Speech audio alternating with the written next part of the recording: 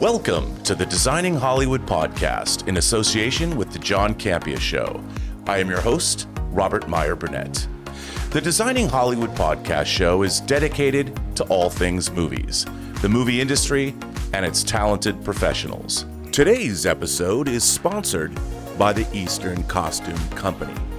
Today's guest is an iconic costume designer whom Martika Ibarra, founder and producer of the show, and I are huge fans of the films she's designed, and we're very excited to have her come back on the show today. She's worked with the likes of Quentin Tarantino and Cameron Crowe, dressing up movies like Reservoir Dogs, Pulp Fiction, Almost Famous, Jerry Maguire, and many more. She designed the Academy Award-winning Green Book, starring Viggo Mortensen and Mahershala Ali, and recently MARLOWE, a beautiful-looking film starring Diane, Krueger, and Liam Neeson that is shamefully underseen. So check that one out. She's also the designer of the Netflix limited series Godless, directed by Scott Frank, who she worked with before. Her work as a costume designer on Quentin Tarantino's Reservoir Dogs and Pulp Fiction was widely acclaimed. She was a Costume Designers Guild Award nominee for her work on writer-director Cameron Crowe's Almost Famous.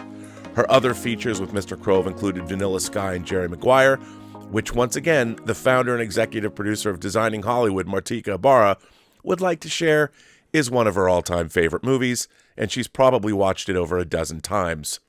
She was the costume designer on Steven Soderbergh's Out of Sight, starring George Clooney and Jennifer Lopez, which was one of her many projects with producer Stacey Sher.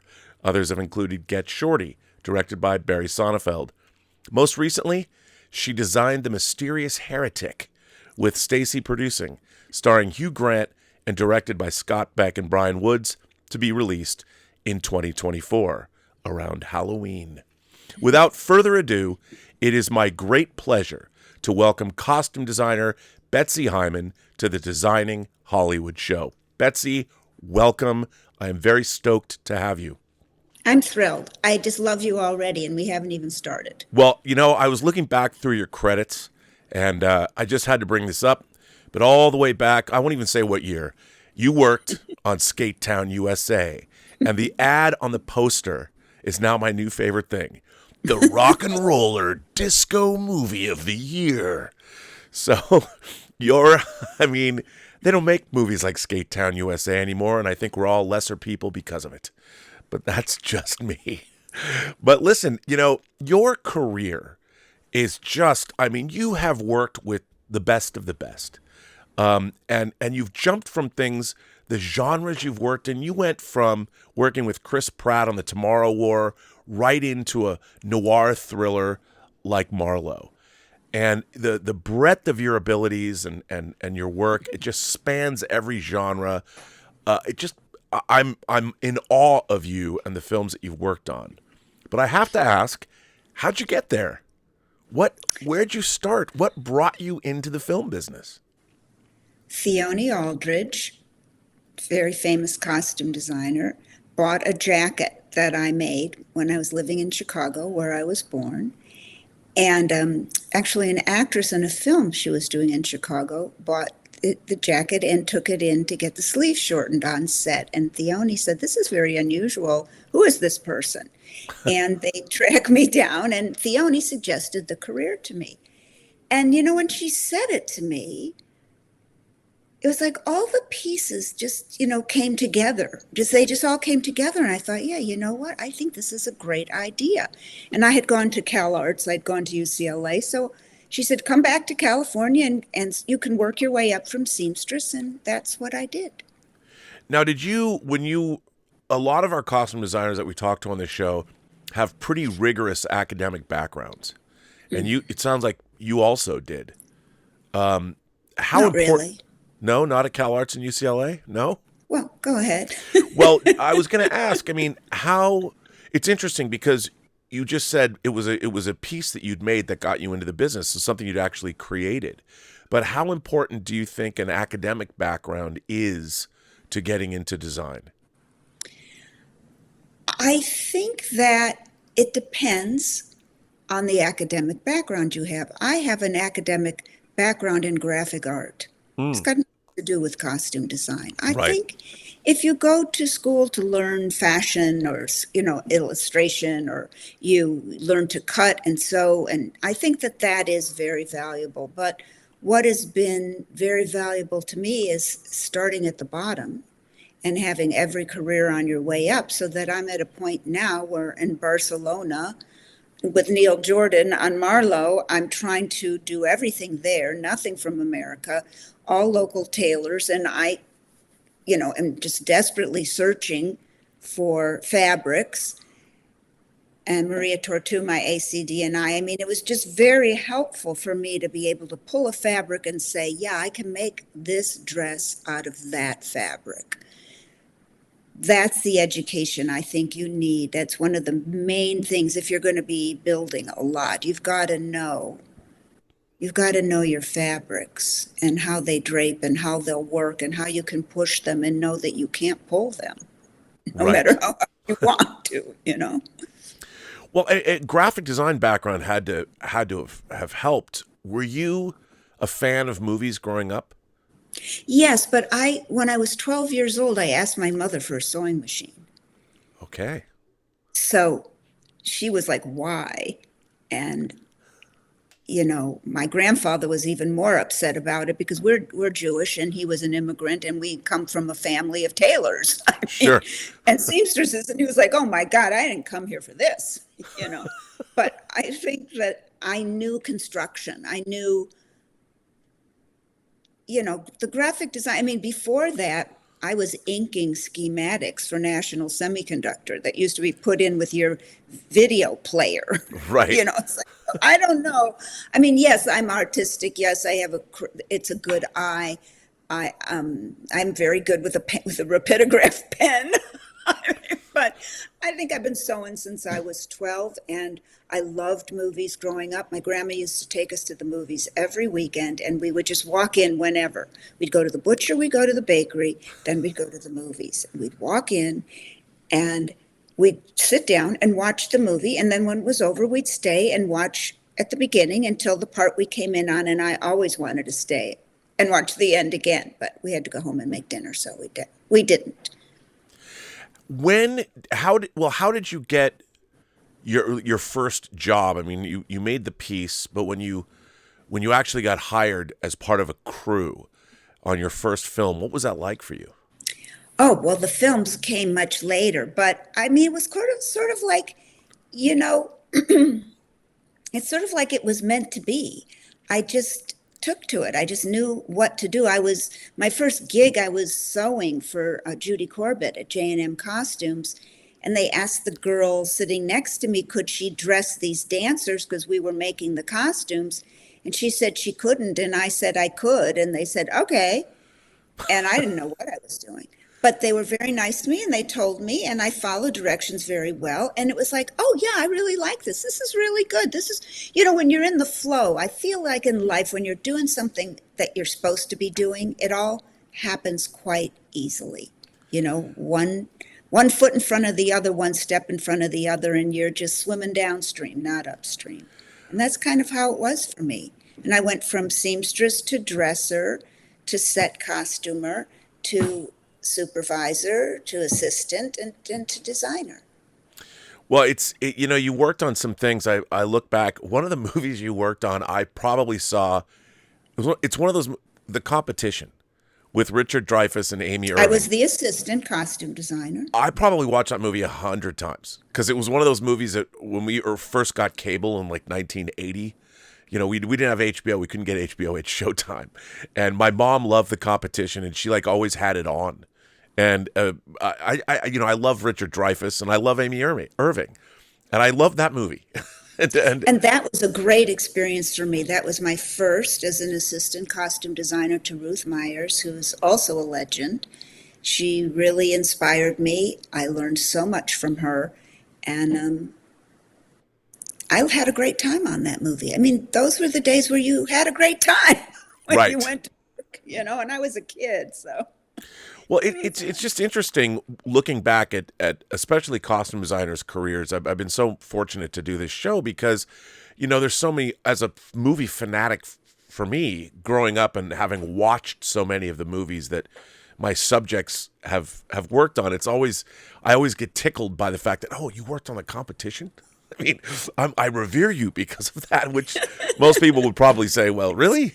I'm like, They'd say, what is that? well, yeah, I mean, yeah. So that, I mean, we go, but what I was curious to start really in on in terms of your career is you really were a part of, we were talking a little bit before the show about how the indie film scene of the early 90s exploded. And it really began in the 80s with people like Spike Lee coming on the scene doing movies like She's Gotta Have It. Steven Soderbergh became an indie darling with Sex, Lies, and Videotape, and then Kafka, which I wish I could see that more. It's a very hard movie to see. But then, of course, back in 92, you worked on Quentin Tarantino's explosive debut film, Reservoir Dogs. And what was that era like? It felt I had just moved to LA, I'd gotten out of film school, and I was a PA on movies back then. It was a very exciting time, I think, in the industry because all kinds of people were getting into it and all different kinds of movies were getting made. What was it like for you to work with a first-time director? And obviously the costumes, the suits in that movie became iconic. And then all the other costuming in that movie, I mean, all the interstitial stuff, all the stuff that Tim Roth was wearing. I mean, there's a lot of really cool costumes in that film when you really start. People think of just the suits, but all the interstitial stuff, and there's the track suit that Chris Penn was wearing. That was awesome. So what was that like working on that? Well, first, let me just say thank you. That's very kind.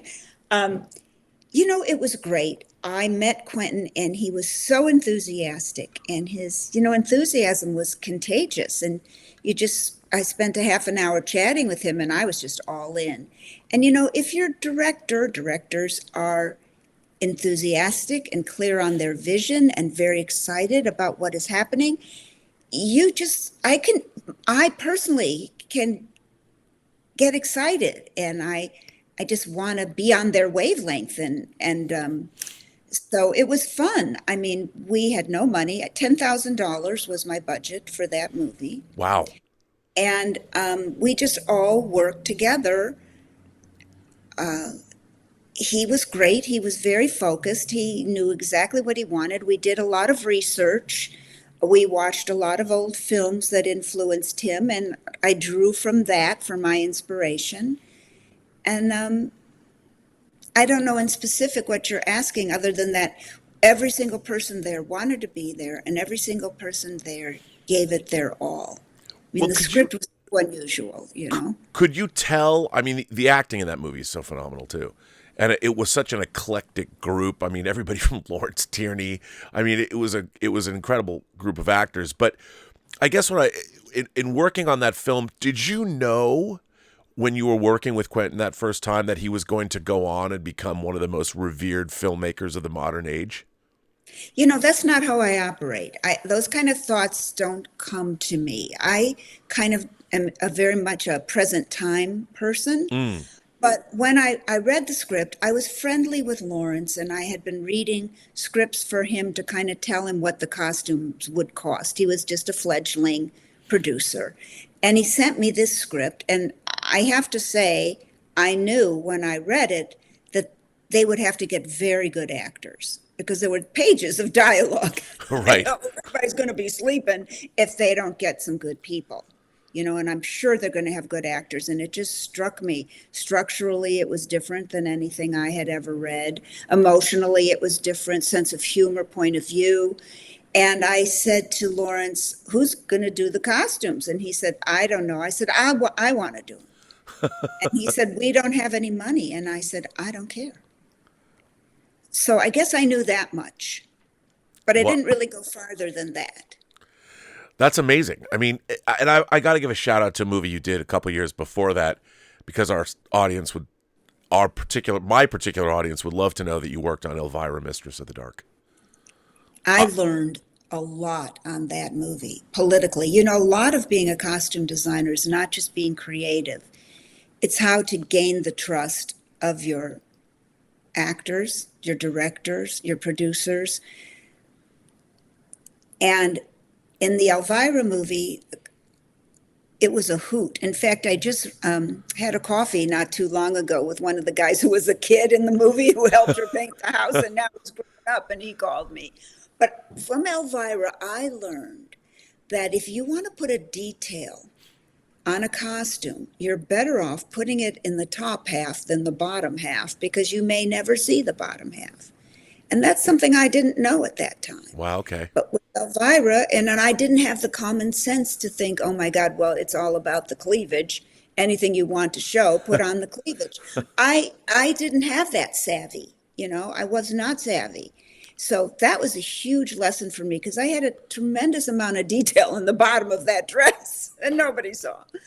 But, and I also learned a lot about politics on that film. And because it was kind of a big movie for its time. She's lovely. Yeah. But she was a big deal. And it's a part of that 90s, like you're saying, that indie cult thing. She had her late night movie show. And, it was a very political film. And I had to navigate those waters, and it was very good for me. Very, very good. Nice. It's good. That's good to hear. I mean, she endures. Cassandra Peterson and the Elvira character endures. So it's great that, you had that experience in that particular film. But then you went on, and I mean, whether you were working with Scott Frank, you developed a relationship with Cameron Crowe, you work with Steven Soderbergh. Did you ever feel that like, when you started working with these people and you are working with directors repeatedly, how do you begin a kind of a relationship, an ongoing relationship with a director? And how do you coordinate, not just with the director, but with the production designer and with the cinematographer? How closely are those things related for you, and how do you begin that relationship? I make a call. It's very important to me. I pick up the phone. I feel I'm a part of the art department, and I want to know what the production designer's doing. I want to know what the set decorator's doing, because like I told you, I think people have to look right in the frame. It doesn't have to look perfect. It depends on the film you're doing. If you want a frame that's extremely composed, where it's red on red on red, or red on violet on, but normally you just want to look like the people belong in their environment. And if that means they're uncomfortable in the environment, you got to pay attention to that too. So I always get right in touch with with the production designer, and then I stay in touch, or my department stays in touch with the set decorator. We get swatches. Very important, very, very important. And then I like the cinematographer, if there's time. These days, they don't give you the time you used to have to walk through the department with me. And, there's certain directors that hate certain colors. Cinematographers that hate certain colors. Sure. And you've got to be aware of that. There's the way things are going to photograph. I did a short-lived Superman that we only lasted 6 months, and then they pulled the plug. But to find the red, and anybody who does the Marvel movies will tell you that the way they photograph now, back in the day, you had to really find what was going to photograph red, even if it was purple. Right. And you need to get that information from the cinematographer. So we're a team. It's teamwork. That's what I love about the job, is that I love the interaction with other creative people, most importantly, the director. My job is to get his vision on the screen. And part of that job is gaining his trust. And I think that has to do with listening and being flexible and not being married to your ideas, trying to discover their ideas with your spin on them, and then still be flexible if that doesn't work. You've got to be like, I remember saying to Cameron Crowe, our first pass at Renee Zellweger's character and Jerry MaGuire, we both thought it would be great. It wasn't great. And he was so nervous. He's so cool. He was nervous to tell me it wasn't great. And I just said to him, I got plenty of ideas. I think this would be great. Now we tried this. This doesn't work. What do you think about this? And the second pass was perfect, but that was communication. Right. Now you also, I mean, the amount of actors you've worked with in terms of levels of fame is just astonishing. I mean, you've worked with, Anthony, when you were working with Brett Ratner, you worked with Anthony Hopkins as Hannibal Lecter on Red Dragon. I know, it's so exciting. You've worked with Bruce Willis. You worked the A-Team. Liam Neeson was on that. Yes. And Joe Carnahan, the director, he actually, it's funny because I met him at a film festival, I want to say in 97. He made a movie called Blood, Guts, Bullets, and Octane. I love that guy. I got to tell you, I went up to him afterwards. He was so cool. I've never talked to him since. He was so cool to me because I had edited a film that was at the Independent Feature Film Market. And I'm like, that guy's going places. I saw his movie and I'm like, he was just this he was larger than life and full of bravado. I'm like, I love this guy. So the A-Team, here you go, converting a TV show. That movie is a lot of fun, by the way. Again, loved it. And what a great ensemble cast. So when you work on something like the A-Team and you've got an ensemble cast like with Reservoir Dogs, what's your relationship with the actors? Like, how do you begin when you have an actor come in and how does an actor maybe change the way you dress them? How does that develop between the two of you? Well, it always, for me, has always started with a mood board or a series of reference. And I send that out because I don't want anybody to be surprised and I want to give people space to add comments. So that's the first step, and that's followed by a conversation, and I listen. Listening is very important. I can't explain it, but when I hear their voice, I remember, this is a little digress a little bit, but I remember I was very panicked about Paul Giamatti's outfit in Lady in the Water. He was a gardener, but I don't know, it just didn't feel right to me. He was so busy. I had to demand a phone conversation with him. I must speak with him because I know this sounds sort of mumbo jumbo weird, but when I hear the voice and I'm listening, something happens inside of me. I make a connection. And when I talked to Paul, it turned out that all the sizes I had were wrong for him. He had lost a lot of weight. So that he came very close to the time we worked. And in that case, it was fantastic. But just by talking to him, I knew I knew what would work. So I guess listening comes next. First, my ideas, and then listening. These days, a lot of the listening is by email, but sometimes you don't even get to talk to them until they walk in the room. But we've all developed communication skills that way. And then they come for the first fitting, and we mess around. And it's like Viggo came to his fitting for Green Book with some clothes of his grandfather's. He said to me after the fit, he brought them in, and I was like, "Oh, that's nice." In my mind, I'm thinking, "No way, dude." But I'm like, "That's nice." And at the end, he said to me, "You'll have to excuse me." End of the first fitting, he said, "This is a small movie. I didn't know who they were going to get. And I'm so thrilled that it's you. And I just brought these clothes in case that's all I had to wear. I'd bring something that was right, So, Well, we all have our traumas and dramas from the past that we bring forward with us. And I just try to remain neutral and provide a safe space. Well, coming on, Tarantino famously basically resurrected John Travolta's career in Pulp Fiction. You went on to work with John Travolta in Get Shorty and Be Cool. And it's interesting because his costume, for the most part, in Pulp Fiction, it was a sort of a redolent of Reservoir Dogs because he's supposed to be the brother of Michael Madsen's character in Reservoir Dogs, although part of the Quentin verse. But the other costumes, like there was Bruce Willis is wearing, I don't know if is it maroon? He's wearing like a leather jacket at one point when he goes to the bar where Marcellus Wallace is. Mm-hmm. That jacket's awesome. It's a tobacco pigskin shot jacket that they've made since the 40s. Oh, well, one of the things about Pulp Fiction that I think doesn't get the credit it deserves. I mean, everyone talks about how great the movie is your costume work. Oh, thank you. Because from whatever Marcellus Wallace was wearing to what Mia Wallace is wearing, I mean, you're going to Rosanna Arquette and Eric Stoltz's house. I mean, even the ridiculous T-shirts and shorts they have to wear when they clean up the car. Everything seems so. And I would imagine you and Quentin had to, like, I know him, Mr. Tarantino.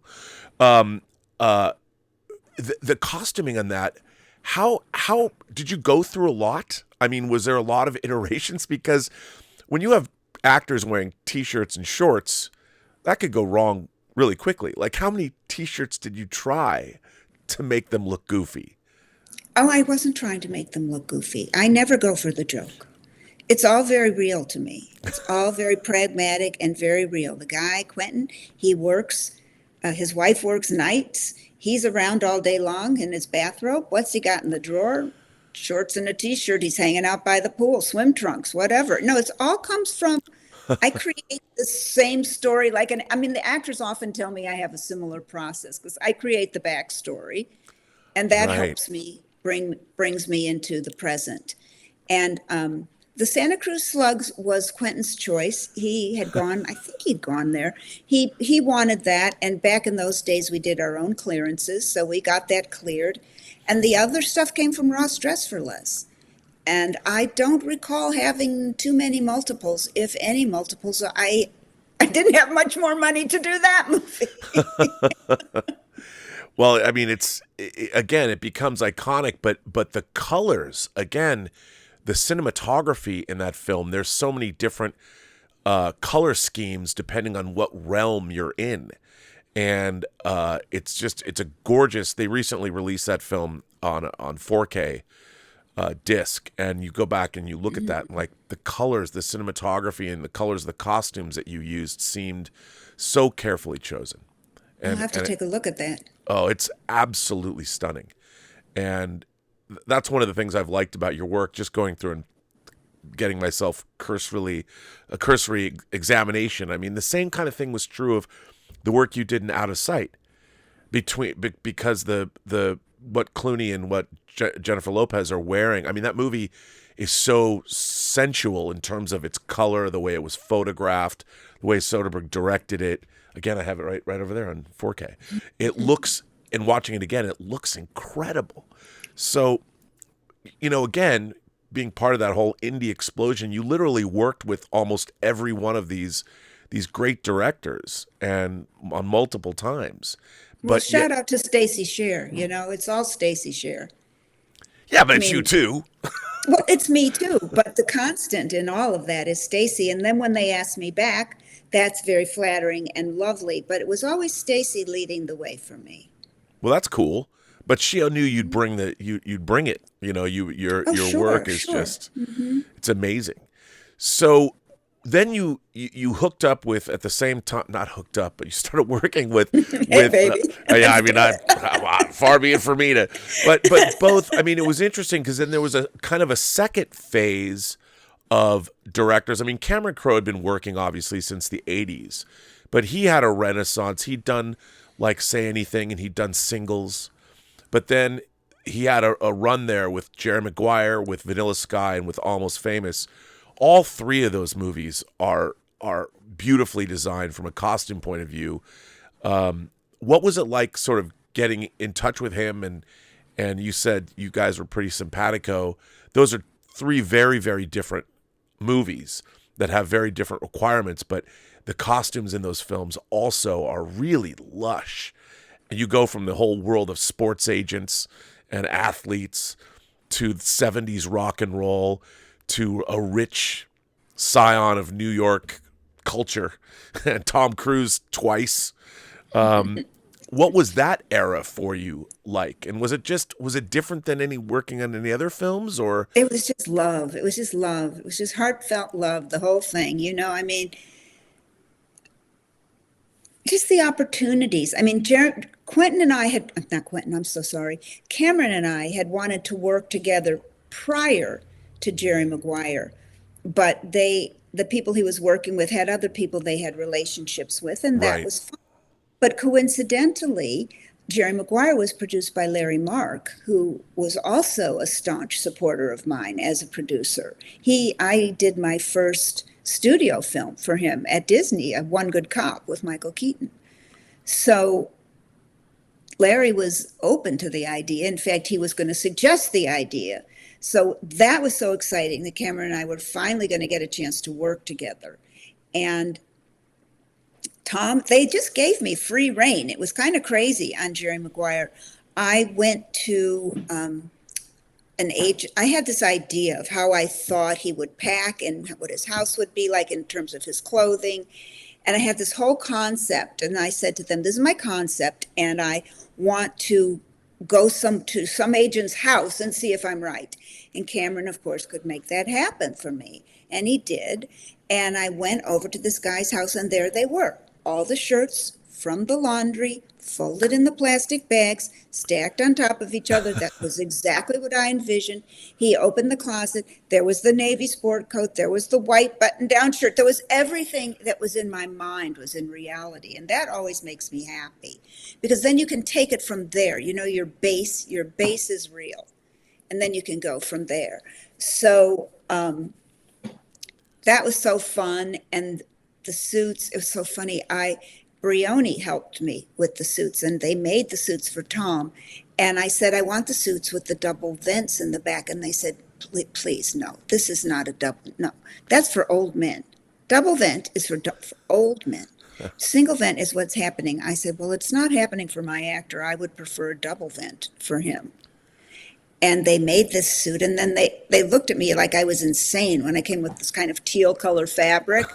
and they said, okay, and it was fantastic. And then the ties, I will just tell you, it's a sentimental thing. All of the agents and Tom Cruise wore my dad's ties, because my dad was quite a fashionable man. And he had all his shirts, Charvet in Paris, and all the ties. And so every one of them had a tie of my dad's on. And Tom wore several of my dad's ties in the movie.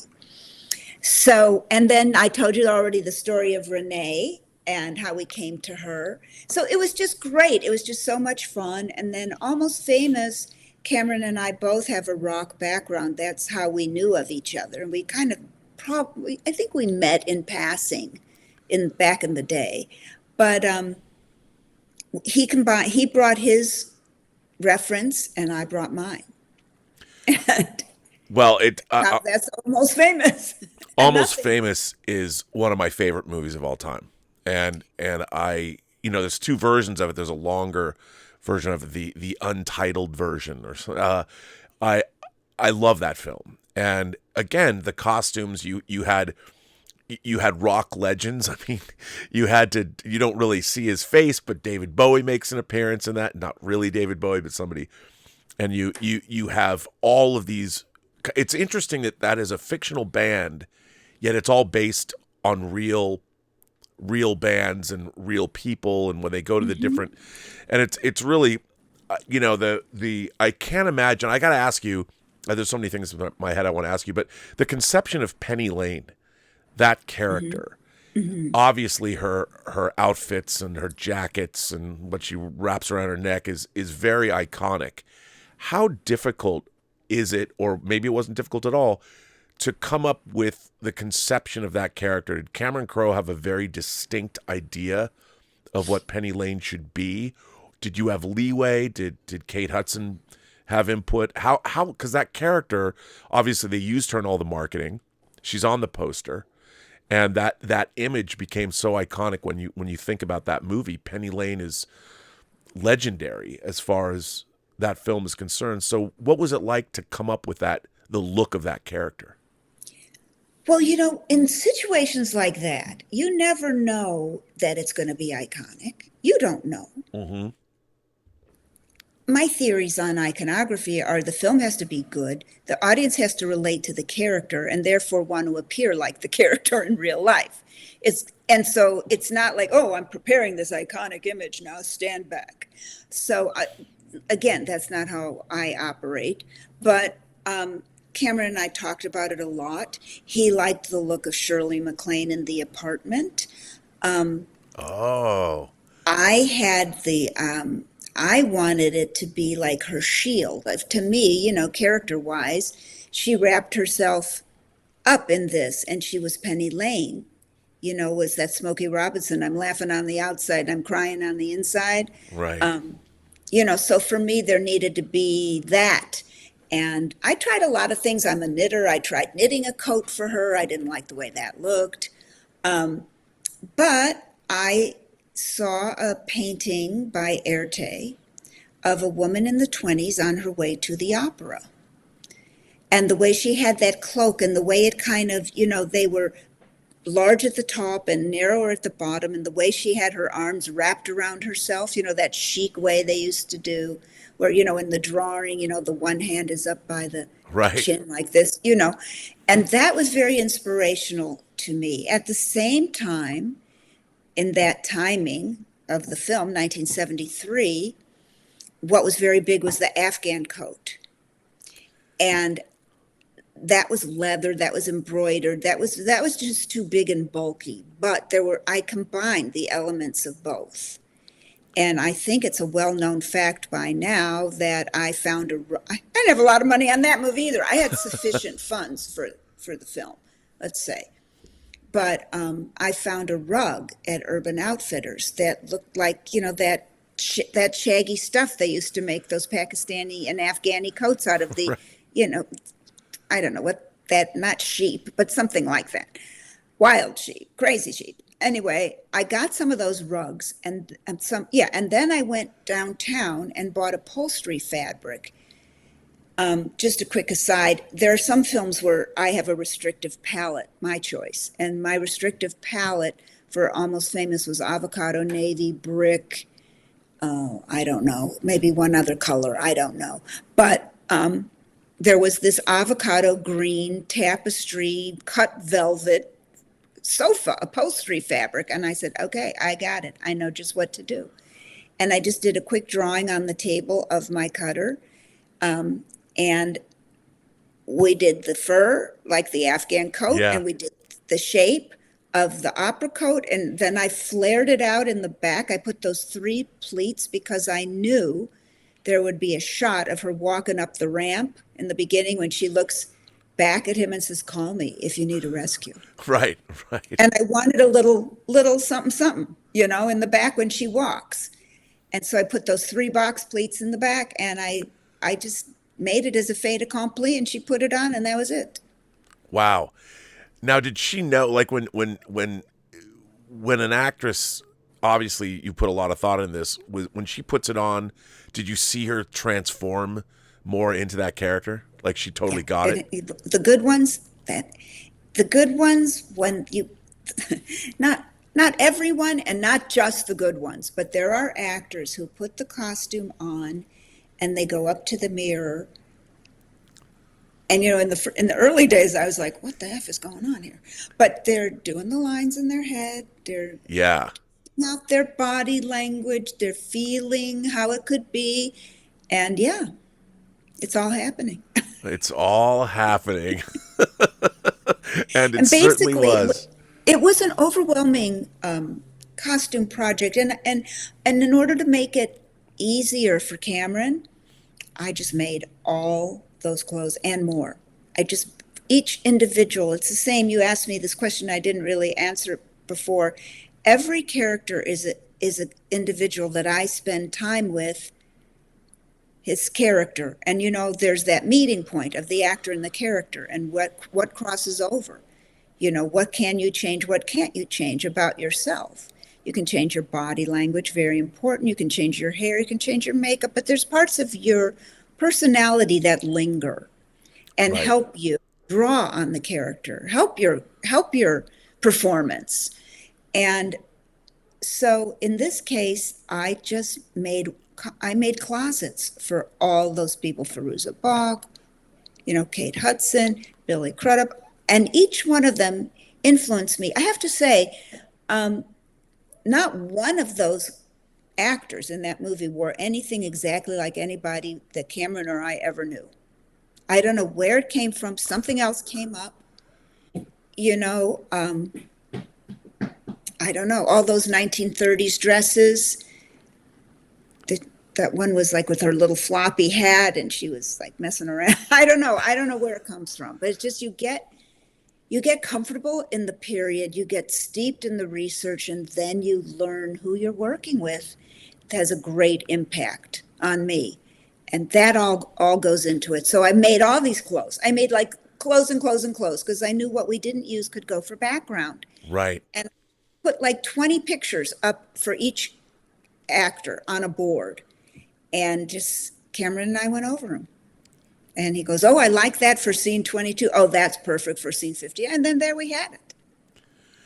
And then at the same time, you have to like dress Frances McDormand as a school, his mother, as his mom. And it's funny because when you really think about that film, there's an enormous cast in that movie. That's what I'm saying. Enormous. And you have to just. Whew. What a job you had there, because my God, and all different kinds of people too. I mean, the same in a way. I mean, so like when you work with actors, you work with someone like Liam Neeson from A-Team to Walk Amongst the Tombstones to most recently MARLOWE. When you develop a long-term relationship with an actor that you work with over multiple projects, how does that relationship as a costume or an actor develop? So do you guys develop more of a shorthand, or do they put themselves in your care where they just put their trust in you? It's always both of us. Liam liked the way he looked in the A-Team. He asked me to do just him for his next movie, and sometimes I do the whole movie, sometimes I just do him. Wow. But at this point in time, it's, we arrange a phone call. It's always communication, Robert, it comes back to communication. And right. This is what I'm thinking about. And I'm like, okay. And then I add, and he says, okay. And then I put it together and I fly to New York and fit him. It's always been that way with us. Or he'll be in LA and I'll fit him. And then we'll do a second fitting. If I'm on the film, we'll do more fittings. Sometimes it's just that one fitting and it's a pack and ship to a foreign land, No, I mean, but it happens over time. I guess they're just happy. And I would say that in the world today, actors are very, very busy. They go from project to project to project. And I think if they find somebody, this is just my opinion, this is not the God's truth or anything like that, but I think it's easier when you can just call somebody and you know that you trust them, and they'll do a good job, and they'll put it all together for you, and you can come, if you can spend an hour with this costume designer, and then you can show up the day before you work, and it's all going to be fine. And isn't that easier than trying to figure out how to fit in a fitting when you're not going to be done with your last job until the day before they start shooting the next one? Right. Well, yes. And I love that in your career, you've tended to work with people repeatedly. Brett Ratner, for instance, like we were talking about Red Dragon, but you also worked on a Rush Hour movie. I mean, Chris Tucker and Jackie Chan. So fun. I would only imagine. Like, I wanted to ask you, when you're designing clothes for Jackie Chan, did you have to make things he could move in? Were there special? I've been a Jackie Chan fan for 40 years. He's so marvelous. He's just marvelous. Was that a costume challenge? Did he have to teach you? It's not a challenge. No, it's a costume. It's what you have to do when you do these kind of movies. A Marvel movie is the same. An action picture like this is the same. You have the standing suit. You have the action suit. And you have the flying suit in Jackie's case, because he's flying off the side of the Eiffel Tower. Right. So you have to put in gussets, and sometimes the inside is elastic, and sometimes, every costume designer has their way of making all this happen, but it does need to happen. And there does need to be several iterations of the same costume. Right. But again, I can only imagine how much fun that movie must have been to work on. I Well, mean, I got to go to Paris for 5 weeks and I think, prep before we started shooting. So that was pretty fun. And I love Chris Tucker. He was they're great. They're just great. And I love Brett. I'm so sorry for what happened to Brett because he was always lovely to me. And just shout out to Brett. That's all I'm going to say. oh, and he also made he made The Family Man, which I think is a Yeah. terrific movie starring the great Nicolas Cage, Yeah. who everyone loves, and I mean that guy doesn't stop working. You know, he had 4 movies come out this year or something. I know. He's the best. But He's good. The Family Man is quite a good film. And I really enjoyed that. Well, then you work with him on Red Dragon, obviously again, and again. Okay, let me ask you this: so they wanted to make, obviously Hannibal Lecter was first introduced in Michael Mann's Manhunter, played by Brian Cox, but then they wanted to go back and redo it so you could put Anthony Hopkins in and have the Hannibal Lecter trilogy, which I totally understand. But when you're following up Jonathan Demme, and then you're following up Ridley Scott, who have different versions of the character. What do you do? How do you? I mean, we only saw Hannibal Lecter like in civilian garb early on in the film, but it's a great. There's a dinner party scene. He's at the symphony before he's discovered by Ed Norton. And what was it like following up an iconic character like that? Was there any pressure? I mean, Hannibal Lecter is one of the most iconic characters, I think, in cinema history. Certainly one of the most iconic villains. Was there any trepidation for you when you come on board to do a third outing with him? Or is it just another day at the office? No, pressure's not helpful. You can't think straight. Right. I can't think straight if I'm all confused by pressure. But I knew that I had to do the jumpsuit. I wasn't going to change the jumpsuit, but we made the jumpsuit. It had to be like this year's model of the same thing. Sure. Minor changes, But he oh my goodness. And he's so easygoing, He's a very easygoing guy. He came in and he was so sweet. He was so nice. He was telling us about his regime, getting slim for the film. And my assistant and I were just like, yeah, great. Okay, so let's try this on. And he put it on and he goes to the mirror. And he is standing in the mirror. And he turns around and he said something right out of the script to my assistant, Autumn. She must have jumped 10 feet in the air. He scared the bejesus out of her. I think, and then he made that noise that whatever he would do is smacking his lips noise. Oh my God. I mean, this was not the guy that walked in the room. So then, when you're in those, when I have had the great good fortune to work with people like Anthony Hopkins, you're in good hands. Right. Just yield. Just yield to the man, Yeah, absolutely. And, you have an ongoing relationship with Scott Frank, and we were talking before we started recording this about the miniseries Godless that you did, a Western miniseries that he did before The Queen's Gambit, which it knocked me out. I thought Godless was incredible. Again, you're delving into period garb, a lot of women in that, and so you're dealing with the feminine period garb of the time. Now, when you approach something like Godless, how much research do you do, and is it important to get it period accurate, or is it more important to make it look good in terms of the story? Because sometimes something that might be period accurate doesn't necessarily look great, so you have to have a happy medium to be able to period accurate. Period accurate looks great if you know what you're doing. Okay, interesting. So on that particular film, great looking movie, great costumes that had to be functional. But could you tell me a little bit more about that? How do you make period look great? Authenticity is very important. I did massive research.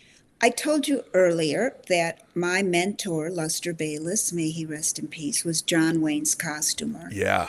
I have John Wayne's neckerchief from True Grit that Lester gave me when I got my 30 days. Lester gave me my 30 days in the costume local before I became a costume designer. And we did a movie called Tom Horn. I was Lester's assistant on Tom Horn. Wow. He showed me everything. He showed me how to do everything. And he showed me how to do it right, you know? And you have to have the right people working with you. This is why your team is so important. They've got to know how to age a hat, how to not make it look dumb, how to make it look real, how to use your airbrush, how to use, how to hit a color. One of the things, again, I did on Godless was I used a restrictive palette. I think there were only 6 colors, and my ager dyer, Keith, he had them up on the wall. And we would say, okay, let's do a little darker version of this color. Okay, let's do a lighter, and everything that we made had to be in that color palette. That helps a lot, because if you go back to colors of the period, it helps it look period. If you put things that are not period correct colorways, it won't look like the period, just by the virtue of the color. But sometimes that's what's called for. Right. That's what the director wants, and that's what you do. This was a gritty, dark, violent. Nobody was running around in a pretty pink dress. No. Not at all. These women ran the town. These women got the guns. These women, had to fend for themselves. And so lots of research and lots of knowledge from Lecter. It was my homage to him. I told you it was everything he taught me combined with all the things I've learned along my way since then. And I had the opportunity, the great, great opportunity to put that all together while he was still alive and show him. And he was so proud of me. It meant the world to me. Okay, I gotta ask, since you did bring up Tom Horn, just the other night I watched the original Thomas Crown Affair. Oh boy. With Faye Dunaway and Steve McQueen. Steve McQueen was Tom Horn. Yeah. What was McQueen like? What Shy. did you think of McQueen? Shy, very separate. He lived in a trailer way out in the prairie. He was one of those guys where you're just standing there thinking, I don't know what it is. I don't know why everybody's so crazy about him. You're standing 12 inches away from him and he's doing his thing and they're rolling the camera. And then you go to dailies the next day and your heart can't stop beating and you think you're in love. And you were just standing next to the guy yesterday. So that's Steve McQueen. Yeah, it was those eyes, man. He turned it on and the camera just loved him. But he kept to himself. He was very shy, very little interaction. I didn't have a reason. I don't talk to them if I don't have a reason to. I like to say that as far as actors go, I give them shoes. I watch them walk away. Wow, that's a quote. I love that. That's my quote. Mm-hmm. Well, you also worked on a little movie that won the Academy Award, Green Book.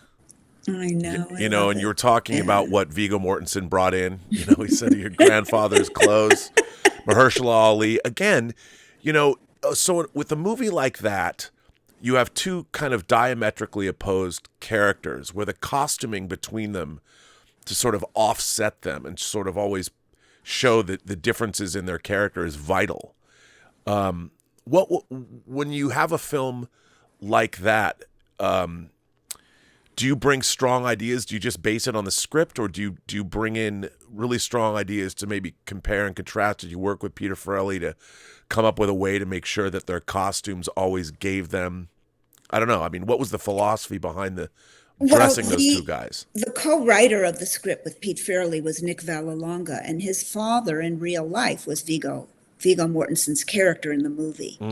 So he had a lot of photographs to show me, which were very inspirational. And then I did a lot of research from the period. And of course, Mahershala was playing a real person too. So you've got to look at research. And most of that research came from his album covers. Okay. Because I didn't have access to family photos of him. So that was my starting point. But like I say, it just takes a turn somewhere. I mean, Pete Farrelly gave me free rein. We we just knew that we were meant for each other and it was going to be great. And I think he just wanted his actors to be happy, and they were. So that was, that's all Pete, Pete was happy. I think, was there maybe one thing he didn't like, but I can't even remember what it was. And it was on another character. But like I pulled a bunch of stuff. I mean, it's all pragmatic, Robert. The way I work, it's like, okay, this guy, it's the 50s. He wears a suit. He's a little overweight, but he's gonna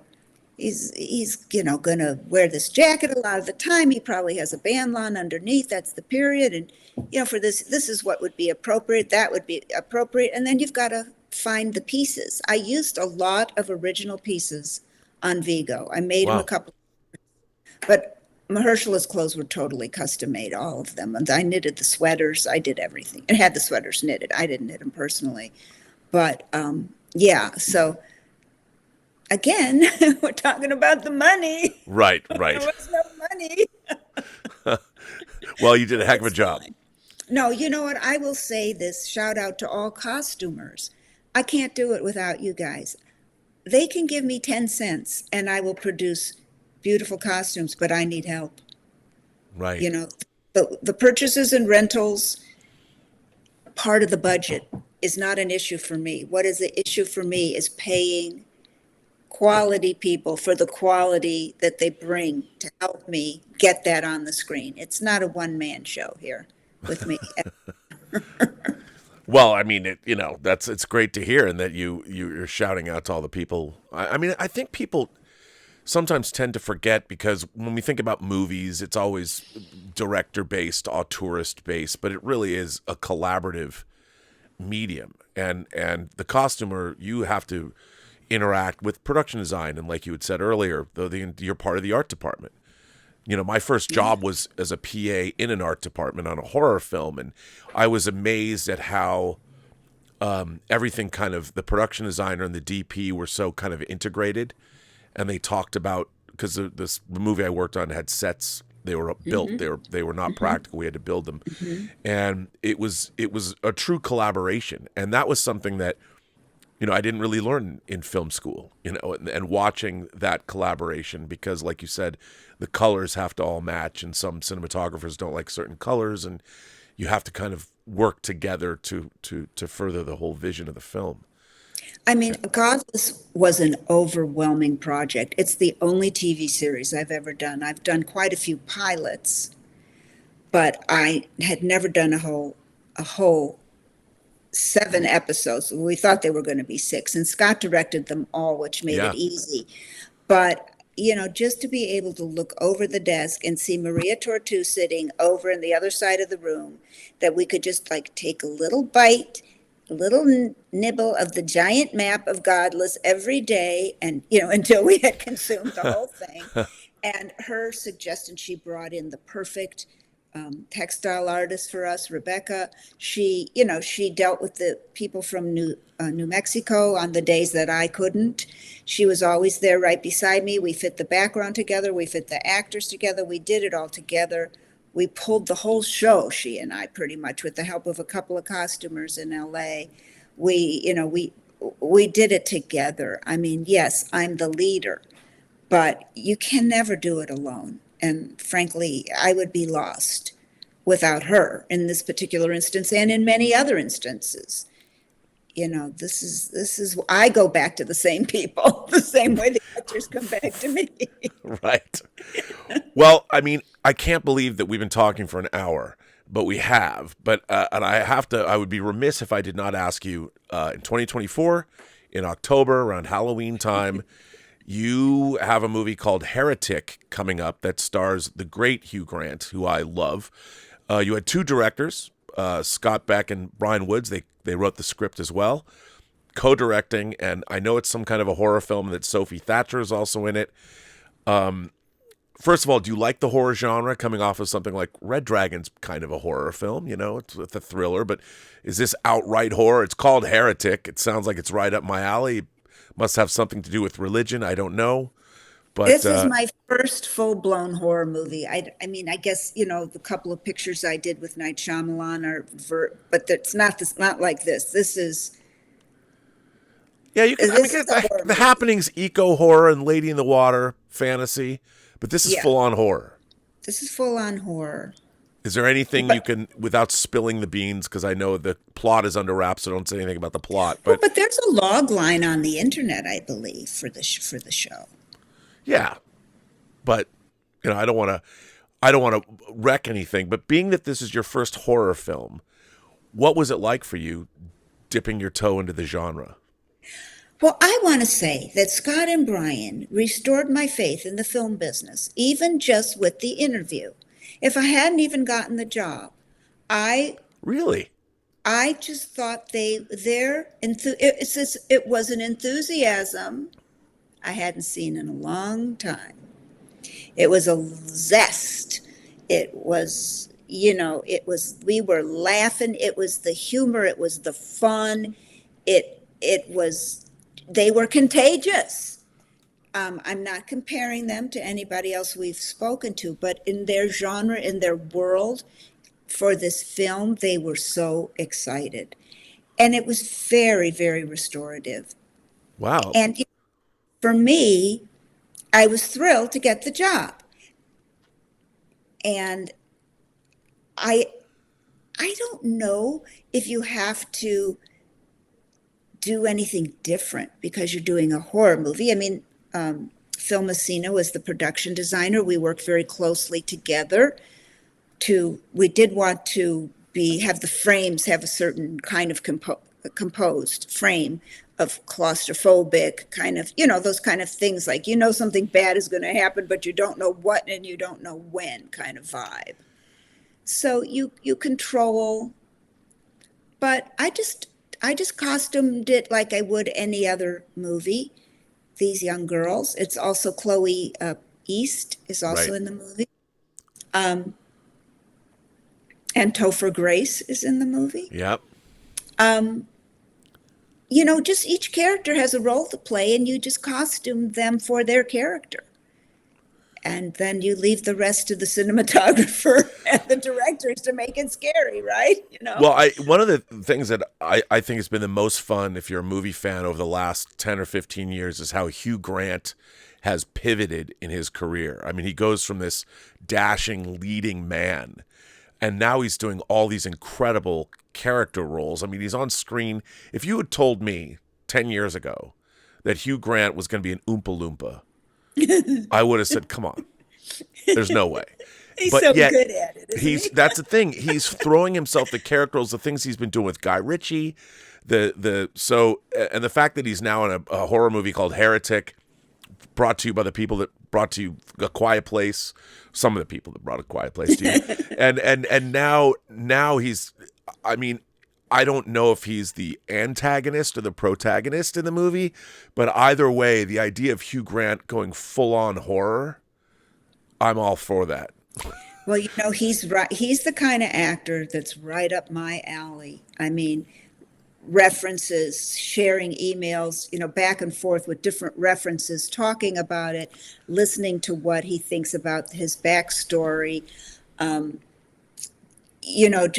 Just I live for that. I live for the conversation. I live for the creative collaboration.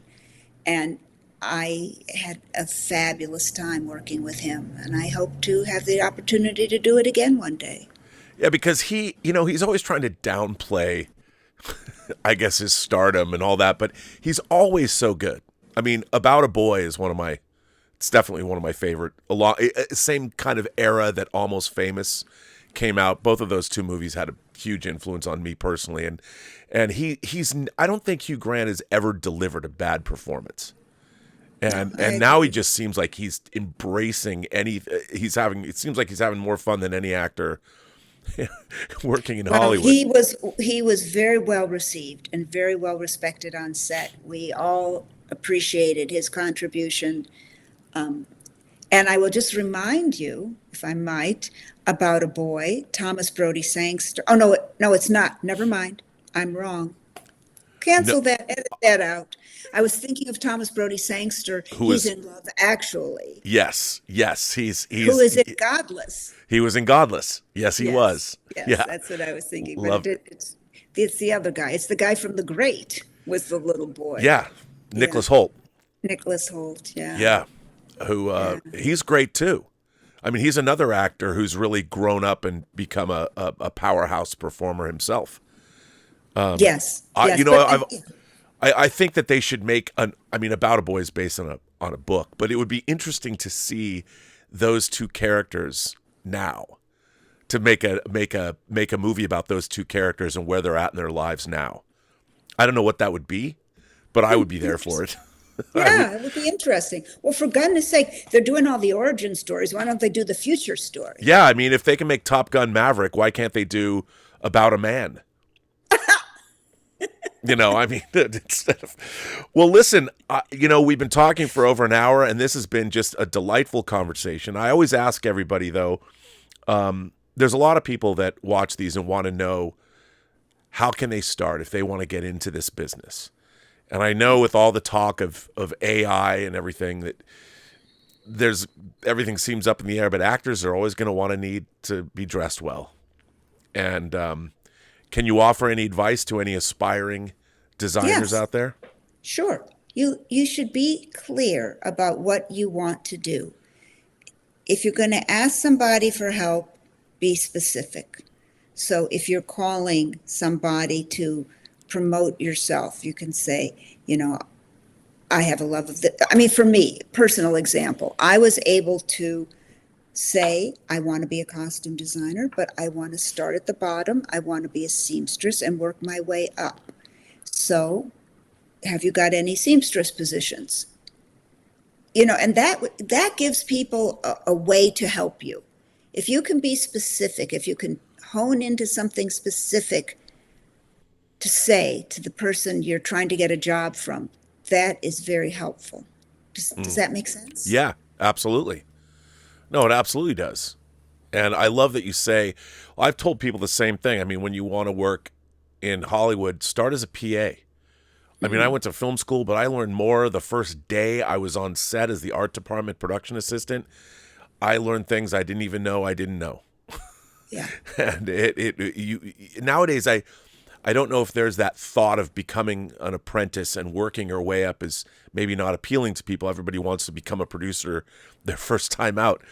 Yeah. But there's so much you need to know, from set etiquette to just how to help people.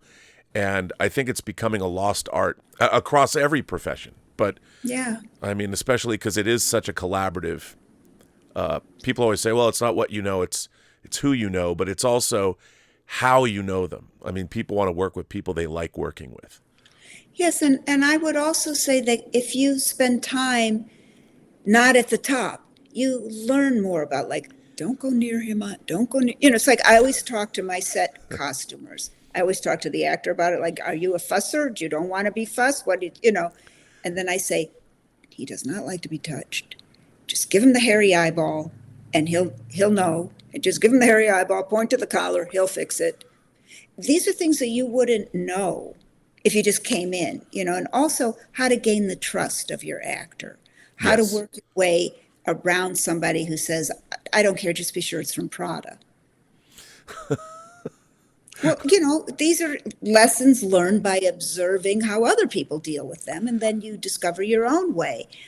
But if you too much too soon, it's not a good idea. Yeah, I totally agree with you. That's kind of off topic. No, it's not, because what do we learn? So we've talked about what you have coming up, The Heretic, which comes out next October 2024. That's exciting. Now, can people find you on social media? Are you on Instagram at all? Mm-hmm. I'm on Instagram. Under your own name, Betsy Heimann? Yeah. All right. So people can find you there. And do you put up a lot of your work on Instagram? I have, but then I stopped. I don't have anything to put up right now. And then I've seen too much of my stuff on Google. Oh, really? Well, if you give it to Instagram, anybody can take a screenshot. Anybody can. Sure. So I stopped. I mean, in the beginning, I had something. They made me get the Instagram for Godless, I think it was. But I have it now, and then I posted some pictures from Vancouver, but nothing about the movie, nothing about Heretic. I probably will when Heretic comes out. I posted some pictures of Marlowe, Sure. you know. Can you say whether Heretic is it set in the modern day or is it a period Yes, piece? it's modern. It is modern. Okay. Cool. All right. It's modern. And Hugh is ever his charming self. That is good. Well, Betsy Heimann, I want to thank you so much for being here on the Designing. I've had so much fun with you. And I want to thank you for being here, coming back. And it's just been, I could talk to you for hours, but I'd probably end up boring you to tears. Well, if you want to talk about Heretic in October, let me know. I think we will. We will. Well, thank you for being here on the Designing Hollywood podcast. You're welcome. Thanks for having me. And thank you to our very impressive sponsor. Eastern Costume is a full-service costume house and wardrobe supply company. We specialize in military, police, and civilian wardrobe, ranging from the 1920s to the present day. We have military uniforms ranging from World War I to the present day and can fully customize any of these with insignia, buttons, pins, props, and more. We offer a wide range of props from flight helmets, bulletproof vests, and backpacks to civilian jewelry, hats, and shoes.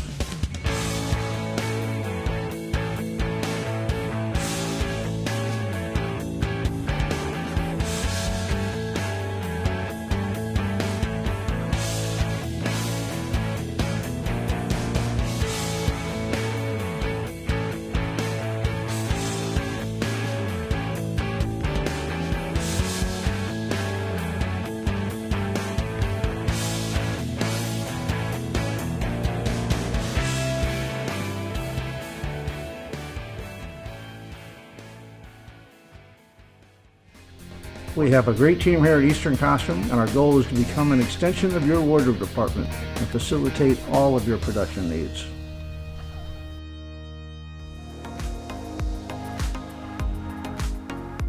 A special thank you to founder and executive producer Martika Ibarra, co-founder, costume designer, the legendary Marilyn Vance, and of course, John Campia from The John Campia Show. Thank you to all of our viewers for tuning in, and be sure to subscribe to our YouTube channel.